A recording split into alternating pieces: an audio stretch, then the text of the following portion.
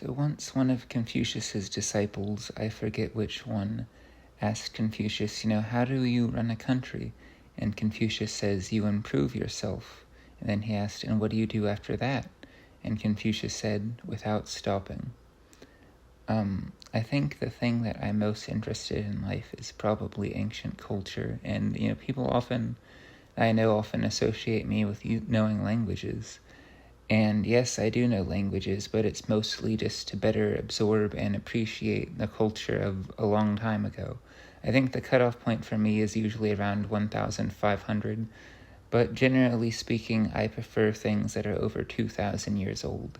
And, some people question me on why I'm learning Hebrew, and again, part of the reason why I like Hebrew is it's really ancient, it's connected to books and learning and just having moral values, and that's a thing that's really important to me.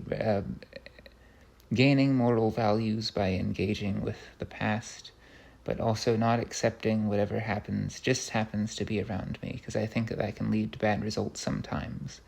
A lot of people think that people in Saudi Arabia don't do things very well, and if I was in Saudi Arabia and I just accepted whatever is around me, that would be what I'd be doing, and that's not good. My favorite cultures then are probably ancient China and ancient Greece. I like reading about history, but I don't find much interest in reading about things like wars and the economy. But I like reading about what people's ideas about things were. And when I'm not engaging with the old world, I guess it makes me feel sad, and it makes me feel like I'm dying in a way. And, we're all constantly dying is something that people often say, but I guess, being able to live forever in some way would be one of the things that I would most want.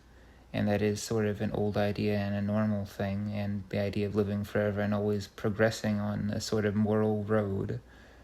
And just when I'm getting away from that, I feel like, it feels like you think about the fact that you're dying, and that makes me very upset.